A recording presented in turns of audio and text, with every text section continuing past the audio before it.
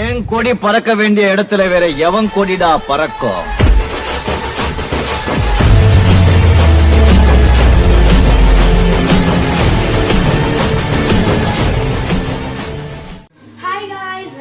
Welcome back to my channel. நான் உங்க வைஷு. இன்னைக்கு நம்ம என்ன செய்ய போறோம் அப்படின்னு பாத்தீங்கன்னா கோபி ஃப்ரைட் ரைஸ் தான் செய்ய போறோம். அதுக்கு என்னென்ன இன்கிரீடியன்ஸ் தேவை நம்ம பார்த்துடலாம். நம்ம போட்ட ரைஸ் பாத்தீங்கன்னா கொதிச்சுட்டு இருக்குது. நம்ம அதுக்குள்ள என்னென்ன கட் பண்ணி வச்சோம்னு காட்டேன். கேரட் பாத்தீங்கன்னா கட் பண்ணி வச்சிருக்கோம். வெங்காயம் பூண்டு வந்து நல்லா ஸ்லைஸா கட் பண்ணியிருக்கோம். அப்புறம் வந்து முட்டைகோசு, அப்புறம் வந்து பீட்ஸ் கட் பண்ணி வச்சிருக்கோம். இதெல்லாம் வந்து ஃப்ரைட் ரைஸ்க்கு தேவையானது.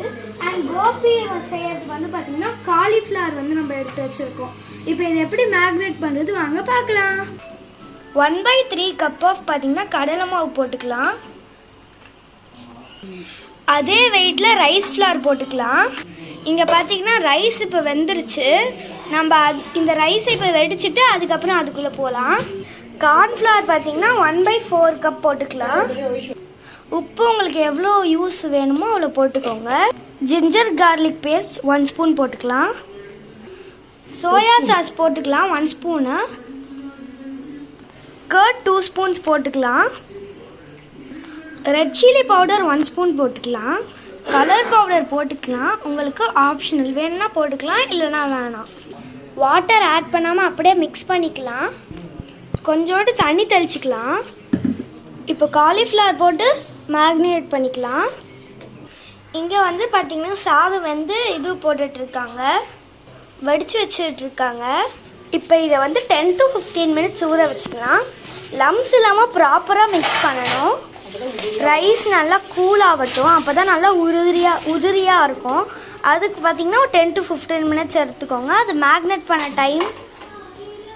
மேக்னேட் பண்ண மாதிரி அந்த டைம்லேயே நீங்கள் இதையும் ஊற வச்சுக்கலாம்.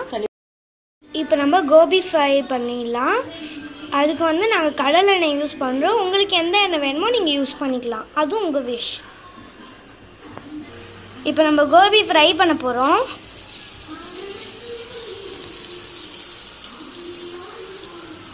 இந்த மாதிரி பபிள்ஸ் வர்றது நின்னதுக்கப்புறம் நம்ம கோபியை எடுக்கலாம். கோபி 65 நல்லா 65 மாதிரி கிறிஸ்பியாக ஃப்ரை பண்ணியாச்சு. இப்போ இதை வச்சு தான் நம்ம இதில் தான் ஃப்ரைட் ரைஸ் செய்ய போகிறோம். ரைஸும் காஞ்சிருச்சு, கோபியும் ரெடி ஆகிடுச்சு. இப்போ வாங்க ஃப்ரைட் ரைஸ் செய்யலாம். ஃபர்ஸ்ட் ஆயில் காஞ்சதும் நம்ம கார்லிக் போட்டுக்கலாம்.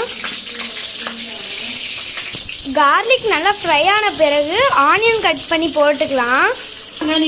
இதை நல்லா ஃப்ரை பண்ணிக்கலாம். ஆனியன் நல்லா ஃப்ரை ஆன பிறகு கேரட் பீன்ஸ் போட்டுக்கலாம்.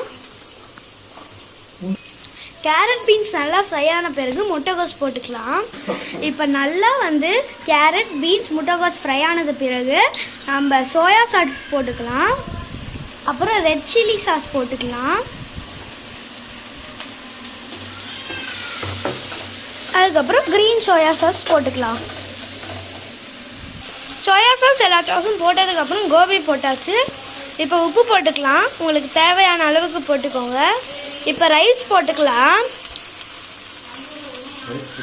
இப்போ நல்லா மிக்ஸ் பண்ணிக்கலாம்.